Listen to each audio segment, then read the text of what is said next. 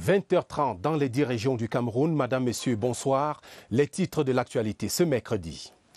Régional 2020, tous les chemins mènent à la cour d'appel. La prestation de serment des élus attendue dans les tout prochains jours. Nous ferons le point avec Georges Elanga Obam, le ministre de la décentralisation.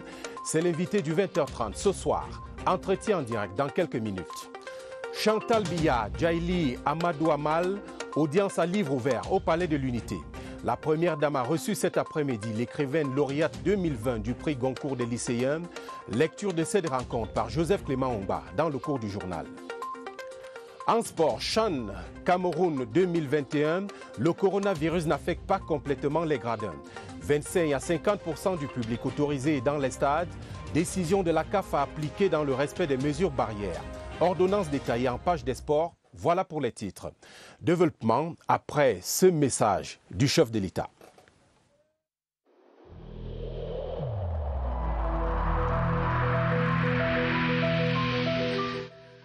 Le port du masque dans l'espace public restera obligatoire jusqu'à nouvel ordre.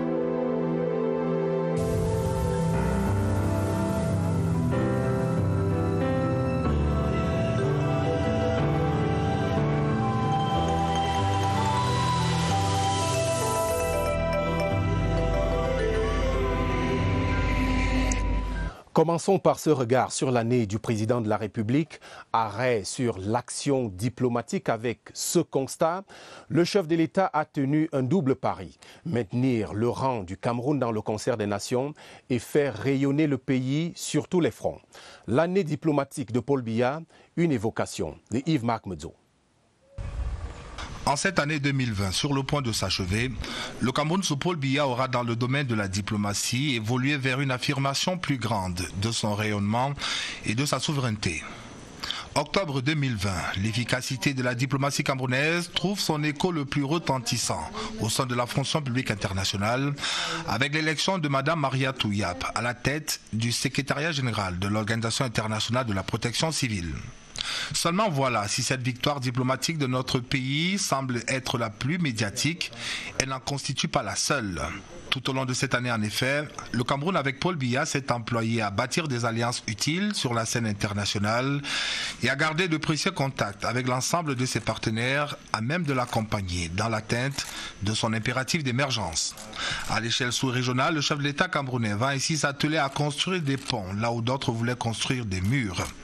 À l'échelle continentale, le président Biya, panafricaniste dans l'âme, donne son quitus pour l'ouverture dès janvier 2021 du marché camerounais à l'ensemble des économies du reste du continent. Mais plus globalement, à l'échelle mondiale, notre pays, sous la conduite éclairée de son chef d'État, va s'investir à faire entendre sa voix et assurer le respect de l'ensemble de ses engagements internationaux. Tout n'aura pourtant pas été si simple pour le Cameroun au cours de cette année, avec notamment diverses dynamiques souterraines et les tendances oligarchiques de certaines organisations prétendument non gouvernementales qui ont clairement inscrit dans leur agenda la mise à mal du régime de Yaoundé. Mais grâce à sa grande habileté, le président camerounais va réussir à gérer avec maturité toutes les crises et à déjouer l'ensemble des manœuvres d'obstruction et différents complots ourdis contre lui et contre notre pays. Parallèlement à cette offensive diplomatique menée sans tambour ni trompette, le président de la République va procéder à une redistribution des cartes à la tête de bon nombre de missions diplomatiques camerounaises à l'étranger. Un mouvement d'une ampleur jamais égalée qui verra l'arrivée de 10 nouveaux ambassadeurs et un haut commissaire. À l'heure du bilan, la moisson camerounaise sur le terrain diplomatique en 2020 aura été belle et l'approche camerounaise avec Paul Biya aura une fois encore démontré toute sa pertinence. Nous en parlons depuis hier. Les 10 pionniers des conseils régionaux et conseils exécutifs régionaux sont désormais connus. Ce sont des hommes au profil riche et varié, investis désormais de la responsabilité de gérer les affaires de leur région. Visage et présage de ces 10 personnalités, Oswald Medong. Ils sont 10. 10 hommes appelés aujourd'hui à assurer pendant les 5 prochaines années la gestion des affaires des 10 régions du Cameroun. Dans le nord-ouest, c'est au professeur Fouangwa Ford d'inaugurer l'ère de l'Assemblée régionale. Le professeur en médecine devra s'atteler à soigner le développement harmonieux de sa région. C'est à un administrateur civil chevronné qu'ont été confiés les rênes de l'Assemblée régionale du Sud-Ouest. Zaccheus Bakoma Elango devra trouver des solutions rapides aux problèmes de développement de la région. À travers le docteur Mohamedou Dewa, la bannière de l'Union nationale pour la démocratie et le progrès flottera dans la région Château d'eau du Cameroun. Seul représentant de l'opposition à ce niveau de responsabilité, il devra réussir le pari de la décentralisation. Après avoir prouvé l'étendue de ses compétences à la communauté urbaine de Yaoundé, Gilbert Timiévouna va devoir désormais voir plus grand. À 76 ans, l'administrateur civil à la retraite est aujourd'hui président du conseil régional du centre. À l'est, c'est à un ingénieur agronome qu'a été confiée la région. Alphonse Ouamane Mbele, l'ancien délégué de la communauté urbaine de Bertois, va devoir fédérer les énergies pour impulser le développement d'une région où les chantiers ne manqueront pas. Daniel Kalbassou, c'est le nom qui porte sur les fonds baptismaux le Conseil régional de l'extrême nord. Ancien directeur général du Crédit du Sahel, c'est un homme qui jouit d'une bonne réputation dans les milieux socio-économiques. Le littoral a misé sur cet homme, Polycarpe Banlok. Le natif de la Salaga-Maritime est un ancien député et ancien maire de Nyanon. Il a, disent ceux qui le connaissent bien, le profil de l'emploi. Alim Boukar ne devrait pas perdre le nord. Au cadre de la douane camerounaise, le nouveau président du conseil régional du Nord a du pain sur la planche. Jules Hilaire Foka, à 59 ans, le docteur en médecine, président de section RDPC Mifi-Centre et ancien maire de Bafoussam 1er, est désormais la tête de pro de l'Ouest. Le Sud a jeté son dévolu sur une personnalité à plusieurs casquettes. Emmanuel Lemva est un ancien capitaine de l'équipe nationale de football du Cameroun. Il bénéficie d'une forte expérience dans la politique. Les 10 pionniers sont attendus sur un chantier essentiel, le développement de leurs régions respectives. Et ce soir, vous êtes bien en droit de vous demander, après les élections d'hier et maintenant, eh bien, la prochaine étape, ce sera la prestation de serment qui consacre l'entrée en fonction des élus. Également attendu, le transfert effectif des compétences et ressources de toute nature.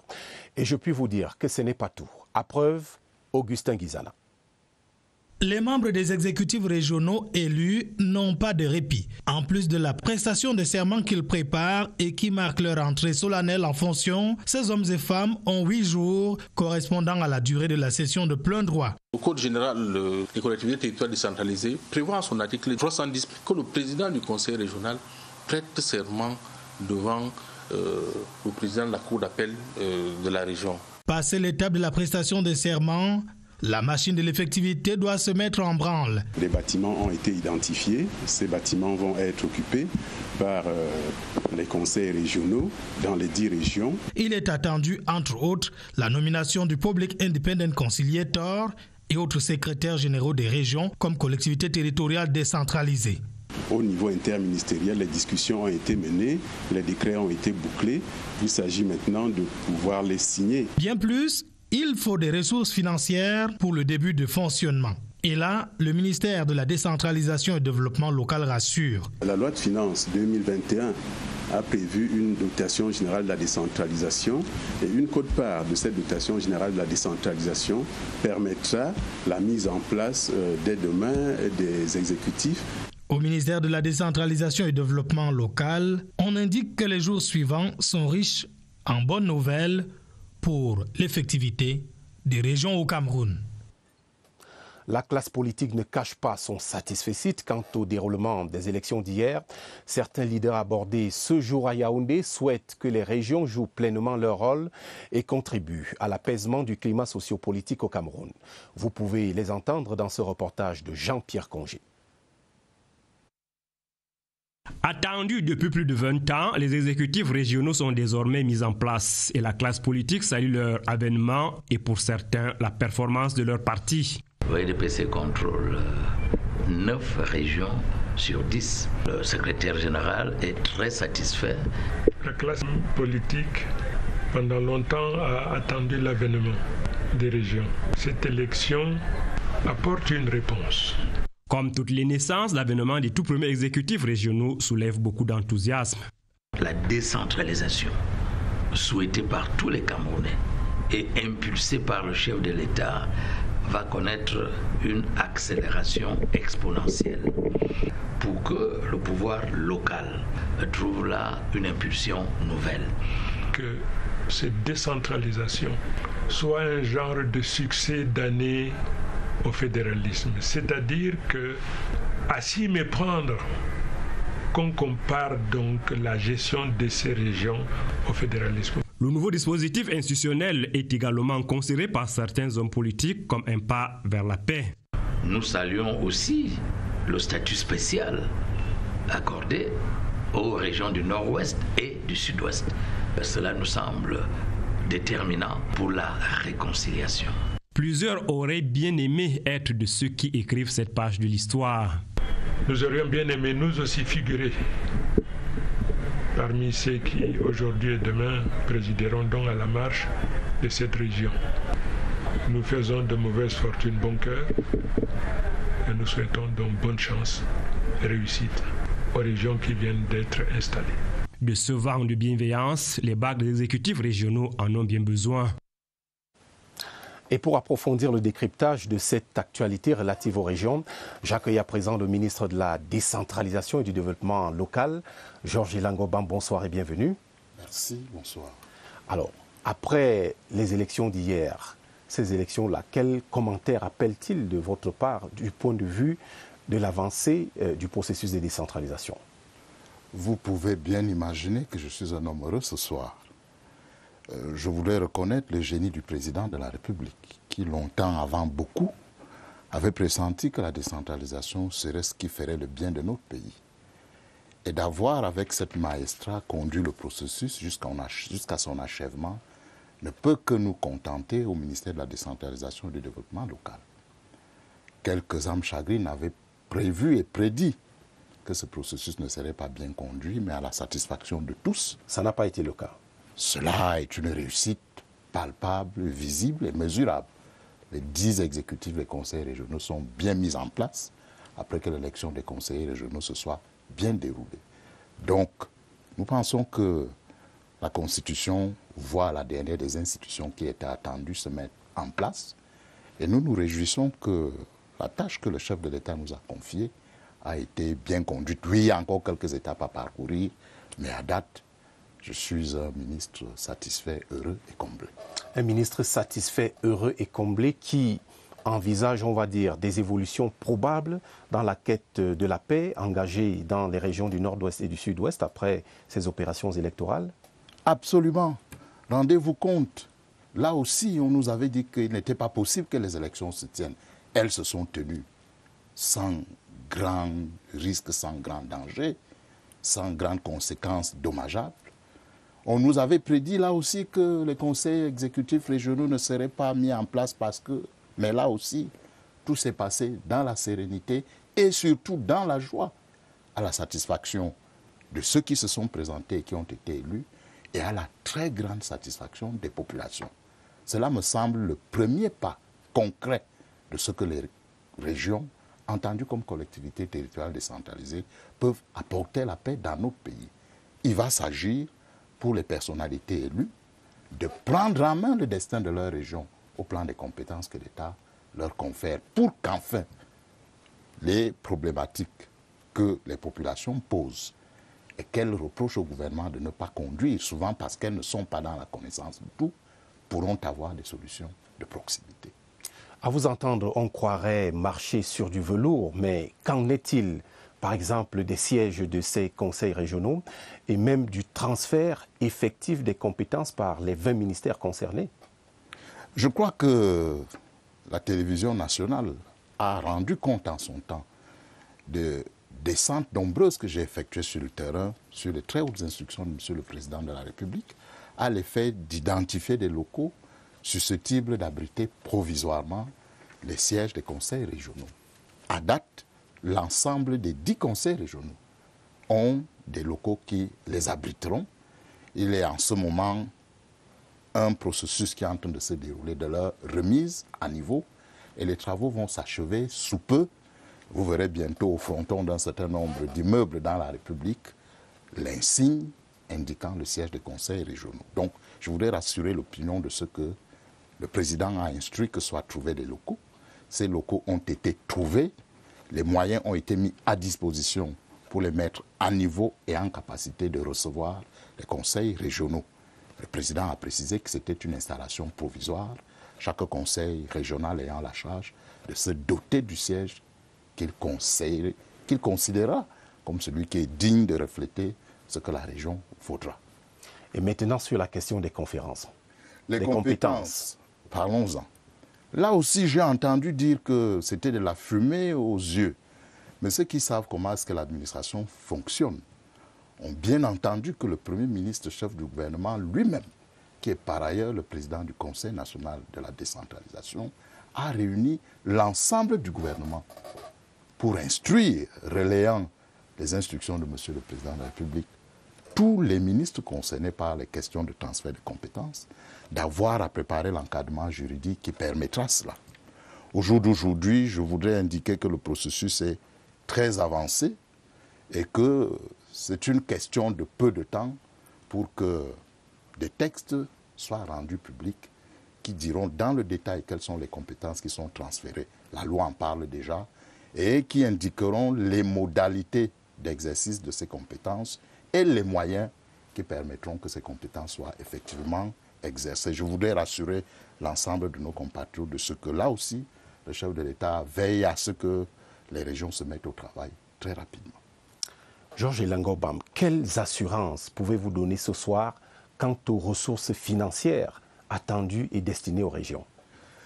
J'en parle avec beaucoup de sérénité parce que ce n'est pas une question qui est une découverte. Il existe un instrument qu'on appelle une dotation générale de la décentralisation qui, au titre du budget de l'année 2021, a prévu déjà de mettre un quantum de ressources à la disposition des régions pour permettre leur démarrage. Il y a une discussion qui est en cours pour revoir l'ensemble de la fiscalité locale pour permettre que celle-ci soit augmentée, simplifiée et pour indiquer quelles seront les modalités de la distribution des ressources entre les communes et les régions. Il va sans dire que, je profite pour le dire, nous avons tenu une session du conseil d'administration du FECOM que le président m'a fait l'honneur de présider et nous sommes résolus qu'au premier trimestre de l'année prochaine, nous aurons une session extraordinaire qui enregistrera les ressources que l'État va affecter aux régions de manière à ce que le FECOM, qui est l'instrument dédié au financement de la décentralisation, les mette à disposition des collectivités territoriales décentralisées qu'on appelle les régions. Le budget de cette année a une dotation inscrite déjà de 30 milliards de francs qui peut permettre qu'au lendemain de leur mise en place, des ressources soient rendues disponibles pour le fonctionnement des régions. Donc je ne suis pas particulièrement inquiet sur la question du financement des activités des conseils régionaux. Pour finir, je dirais que le transfert des compétences va s'accompagner d'un transfert des moyens. Puisque l'État a ses compétences, a les moyens de les exercer, lorsque les transferts seront faits, ces moyens iront en direction des régions. Chacune aura naturellement le génie qui sera le sien pour capter des ressources au titre de la coopération décentralisée. Et je n'ai pas de doute que le jeu de la compétition intervenante, on va assister à une floraison d'initiatives qui vont faire en sorte que, même si les ressources ne sont pas suffisantes, mais qu'il y en ait quand même assez pour que le travail puisse se faire. Un mot et un dernier peut-être sur la question, on va dire, des équilibres hommes-femmes à l'intérieur des exécutifs qui ont été constitués hier. Oui, j'ai vu les réseaux sociaux qui suscitent beaucoup de discussions, des échanges. À l'exception des postes de président de conseil régional qui ne sont pas occupés par une femme, tous les autres postes de responsabilité qui figurent dans les bureaux ont enregistré l'arrivée de femmes. Et puis il faut dire que ça n'était qu'un commencement. Attendons le premier renouvellement de ces conseils régionaux et je suis certain que les femmes prenant goût à l'affaire, il y en aura qui brigueront ces fonctions et qui les obtiendront. Donc, je suis extrêmement optimiste en la matière. Et il vaut mieux se séparer sur une note d'optimisme. Georges Elango Bam, merci d'être venu en direct une fois de plus au 20h30. D'ores et déjà, bonne fête de fin d'année et peut-être joyeux Noël puisque c'est dans 2 jours maintenant. Je fête dans la perspective des régions qui sont arrivées de leur mise en place et de leur travail effectif et je remercie la télévision nationale qui a couvert avec beaucoup de dynamisme la compétition, les résultats et la mise en place, tant pour les communes que pour les régions. Un grand merci à la télévision nationale. Nous faisons notre boulot et nous continuerons, Monsieur le Ministre. Merci. Une écrivaine au Palais de l'Unité, lauréate du prix Goncourt des lycéens édition 2020, Djaili Amadou Amal a été reçue en audience par la première dame camerounaise, Madame Chantal Biya. L'épouse du chef de l'État, ardent défenseur de la promotion de la femme, a félicité la lauréate dont elle partage par ailleurs les idéaux de lutte contre les violences faites aux femmes. Joseph Clément Ongba. Écrivaine prolifique, romancière de renom, Djaili Amadou Amal vient au Salon oriental du Palais de l'Unité écrire une nouvelle page de sa reconnaissance nationale et internationale avec les vifs encouragements de la première dame camerounaise, Madame Chantal Biya. Lors de l'audience, Madame Chantal Biya adresse à l'heureuse lauréate ses félicitations pour le prix Goncourt des lycéens édition 2020, le prix Goncourt, choix de l'Orient, fruit de son roman Les Impatientes qu'elle présente à l'épouse du chef de l'État. Je suis très émue d'avoir été reçue par la première dame. Elle m'a beaucoup encouragée. Elle m'a dit qu'elle a suivi tout ce qui s'est passé dès le début. Elle connaît les titres de mes romans. Elle connaît tout ce que c'est le concours et tout. Elle m'a dit à quel point elle est fière aussi que je remporte ce prix pour le Cameroun. Et évidemment, moi aussi, je lui ai dit à quel point moi aussi je suis fière de l'avoir remporté pour notre beau pays. Madame Chantal Biya est un chantre de la promotion de la femme au Cameroun. Aussi partage-t-elle le cri d'alarme de Djaili Amadou Amal pour dénoncer les violences faites aux femmes, les mariages précoces. Elle partage les combats. Je lui ai évidemment parlé de notre association et de tout, du roman qui parle des violences faites aux femmes. Elle en est très sensible. Militante féministe, Djaili Amadou Amal a également reçu une lettre de félicitations du président de la République, Paul Biya. Madame Chantal Biya prend congé de l'écrivaine au relais de son prix Goncourt, l'encourageant à persévérer dans une voie qui honore non seulement la littérature, mais surtout la femme camerounaise.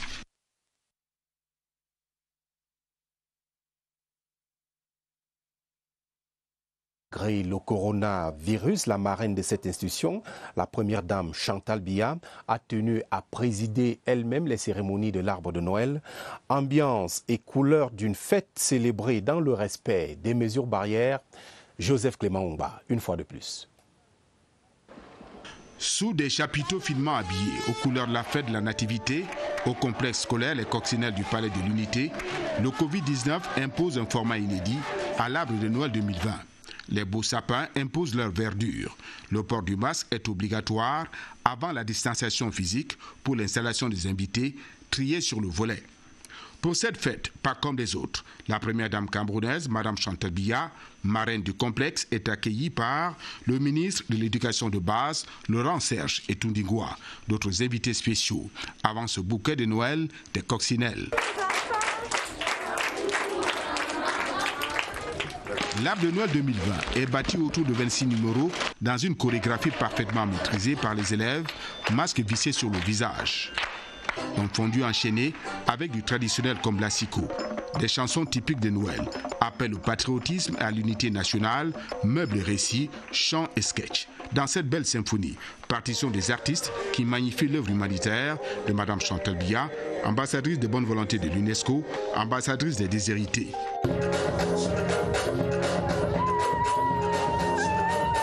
Puis l'épouse du chef de l'État commence la saga de la distribution des cadeaux. Djaili Amadou Amal est invité spécial, comme les membres du gouvernement et les épouses des proches collaborateurs du chef de l'État. Tous remettent des présents sous la bénédiction du Père Noël. Covid-19 oblige, seuls 4 invités accompagnent Madame Chantal Biya lors de la visite des travaux des enfants dans les salles de classe. Ensuite, l'inévitable tour au restaurant où Madame Chantal Biya partage un repas avec les coccinelles. Tressaillant d'allégresse et d'espérance, les jeunes coccinelles prestent pour la chanson de revoir. Bonne année 2021. Le temps de quelques pauses photos, Madame Chantal Biya prend congé de ses convives. Vive le vent des vacances.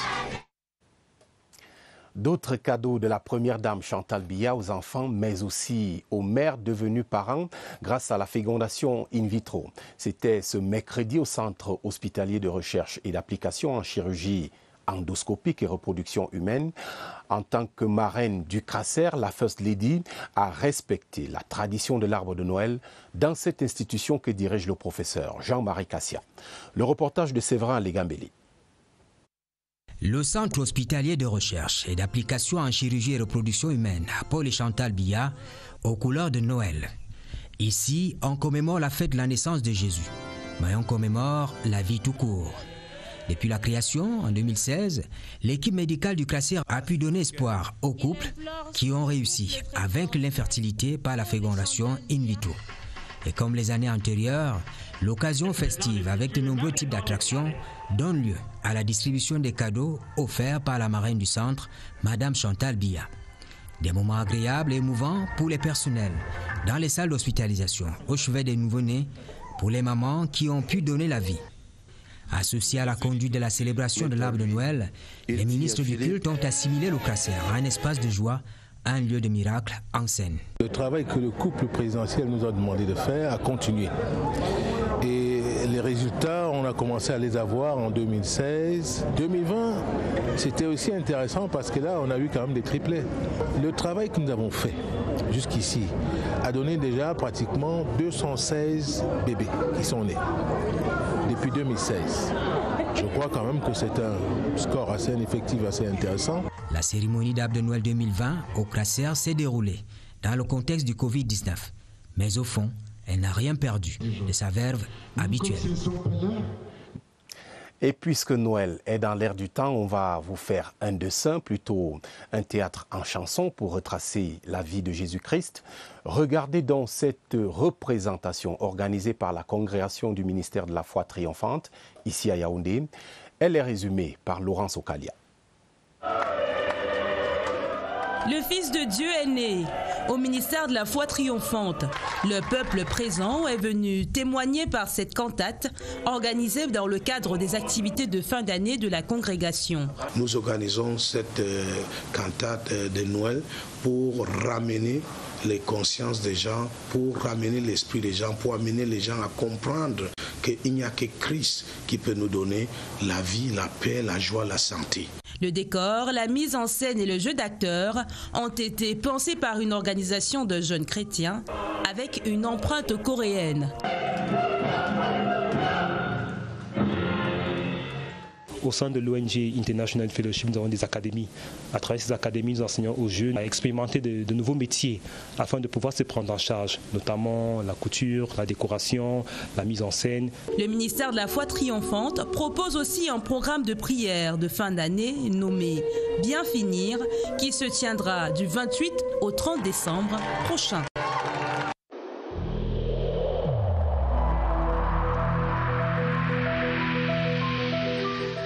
N'oublions pas que la négligence d'une seule personne peut nuire gravement à l'ensemble de la communauté.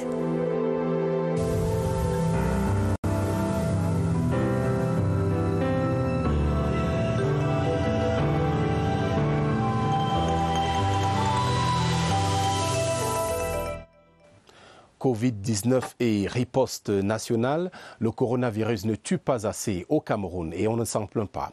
Les spécialistes de la santé l'expliquent par la population majoritairement jeune, la température peu favorable à la propagation du virus, mais également ce qu'ils appellent l'immunité croisée. Les détails dans cet entretien d'Évariste Yenga avec son invité, le docteur Joseph Fokam. Nous les retrouvons tout de suite au centre des opérations des urgences de santé publique, ici à Yaoundé. Évariste, bonsoir. Bonsoir. Le taux de létalité au Cameroun est bas. Il oscille entre 1,7% et 1,9% toutes ces dernières semaines. Il est moitié moins plus bas que celui de l'ensemble du continent africain. Pourquoi ce taux de létalité au niveau du Cameroun est si bas? Question ce soir au docteur Joseph Fokam. Docteur, bonsoir.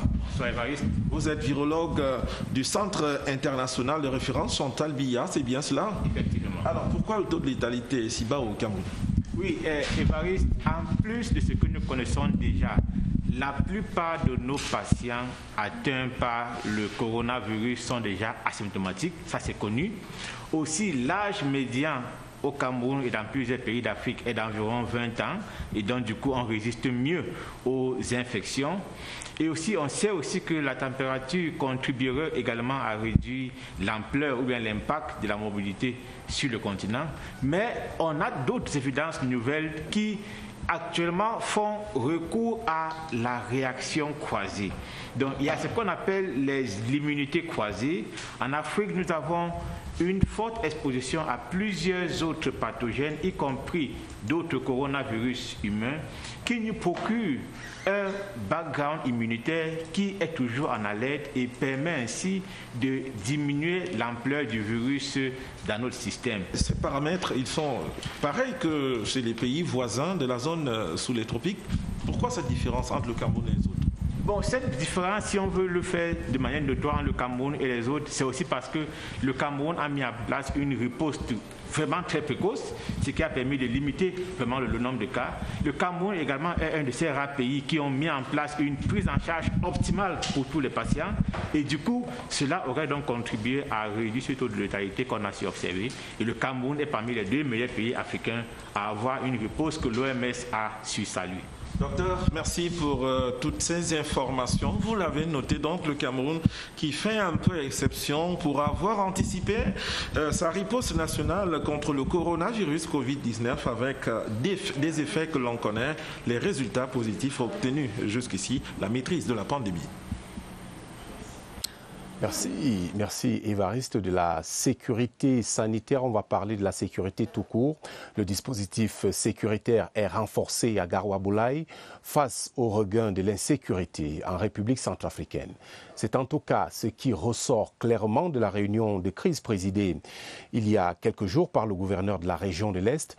Grégoire Mvongo était accompagné à cette occasion du général de brigade Joseph Nouma, commandant de la 12e brigade d'infanterie motorisée.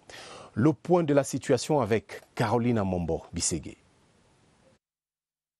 La ville de Garoua-Boulaye accueille depuis quelque temps un afflux de personnes en provenance de la République centrafricaine. Ce pays voisin, qui connaît des troubles récurrents, traverse une fois de plus des moments d'insécurité accentués par les élections présidentielles annoncées dans les tout prochains jours. Le gouverneur de la région de l'Est, Grégoire Mvongo, accompagné du général de brigade Nouma Joseph, commandant la 12e brigade d'infanterie motorisée, vient d'y présider une importante réunion de crise. La situation sécuritaire se dégrade rapidement côté centrafricain et donc il y a des répercussions ici à Garoua-Boulaye. Vous avez le nombre de réfugiés qui augmente sensiblement de jour en jour. Vous avez de hautes personnalités centrafricaines qui sont venues ici pour des raisons sécuritaires. Le numéro 1 de la région de l'Est, par la même occasion, a rasséréné les populations locales ainsi que les investisseurs chinois, 200 personnes environ déportées au Cameroun. La Cimencam construit des partenariats en béton. L'entreprise vient de renforcer ses liens avec un de ses associés. Il s'agit du groupe Ntengs. C'est dans le but d'étendre ses activités sur l'ensemble du territoire national. Emmanuel Bicon de CRTV Centre. Le partenariat est l'un des garants de la qualité élevée et constante de ses produits et services. Dans le cadre de ses efforts continue pour renforcer ses relations avec ses sous-traitants et autres fournisseurs de services, Cimencam s'est récompensé le mérite. Le groupe Ntems, aujourd'hui considéré comme son meilleur partenaire, a été honoré devant Dieu et devant les hommes à l'occasion de la célébration de leur partenariat. Ma force, c'est l'endurance, la témérité. Je suis quelqu'un qui aime le travail. Au quotidien, je fais un minimum de 300 tonnes. Nous avons du robuste, du ciment robuste, nous avons du ciment hydro, nous avons du multix, on a du sublime à des prix très abordables. Un partenariat gagnant-gagnant pour la disponibilité nationale des produits Cimencam. On a signé ensemble un agrément. C'est-à-dire qu'on est partenaires pour le meilleur, comme un mariage, pour le meilleur et pour le pire. Et donc on est ensemble partenaires pour continuer à développer de nouveaux produits, de nouveaux services, et puis continuer à grandir et grandir pour suivre et pour continuer à construire le Cameroun. Simencam souhaite d'ailleurs prendre en compte l'élément performance au-delà des critères prix et qualité. On est venu aujourd'hui simplement pour célébrer un long partenariat et puis bien sûr on a aussi contribué avec lui à remettre, à faire son magasin, le magasin du 21e siècle. Donc c'est important que son lieu de distribution soit magnifique, comme à l'image de Simencam. La volonté et l'objectif de Simencam est de s'engager sur le long terme avec des partenaires commerciaux qui partagent les mêmes valeurs. Ces valeurs concernent aussi bien les droits de l'homme, la santé et la sécurité des travailleurs que la responsabilité sociale de l'entreprise. Un mot en sport, CHAN Cameroun 2021. Malgré la crise sanitaire internationale, les spectateurs seront admis dans les stades. Assurance du ministre des Sports et de l'Éducation physique, le professeur Narcisse Mwele-Kombi, c'était au terme de sa visite de supervision des infrastructures hier à Yaoundé. Joseph Gouetta-Mandeng. Les matchs de football du CHAN 2021 se joueront au Cameroun en janvier et février prochain avec les spectateurs dans les gradins. Alors 25% de spectateurs seront admis dans les stades dans la première phase, c'est-à-dire les matchs de poule. Par la suite, cela pourra être porté à 50% à condition que les mesures barrières soient mises en exécution. Cette décision de la CAF va se matérialiser sur la base de ce que le comité d'organisation du CHAN aura fait en amont. Le COCAN travaille de manière permanente, de manière constante, pour rendre tangibles les objectifs que le président de la République a assignés à cette commission transversale. Tout est prêt pour que le CHAN se déroule sans heurts, à en croire les membres du COCAN. Après que des infrastructures soient rendues disponibles, le Cameroun compte prendre des dispositions appropriées pour que les spectateurs vivent une compétition sans Covid dans les stades. Une compétition qui s'annonce belle en tout point de vue. Un rendez-vous que je vous recommande vivement juste après ce journal, une émission spéciale consacrée à l'épilogue des toutes premières élections régionales de l'histoire politique du Cameroun. Retrouvez donc Aimé Robert Biyina et Benen Boumagana en compagnie de quelques experts. Exclusivité avec la contribution en multiplex de nos 10 stations régionales. Ainsi va le Cameroun ce soir. Merci de votre fidélité aux 20h30.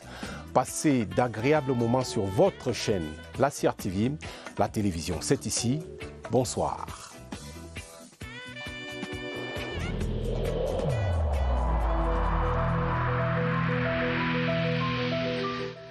Il est essentiel que les mesures qui ont été indiquées soient absolument respectées par chacun de nous. Lavez-vous régulièrement les mains à l'eau et au savon ou à l'aide d'un gel hydroalcoolique. Restez à au moins 1 mètre de distance des autres personnes, surtout si elles toussent, éternuent ou ont de la fièvre. Si vous avez de la fièvre, de la toux ou des difficultés à respirer, consultez un médecin.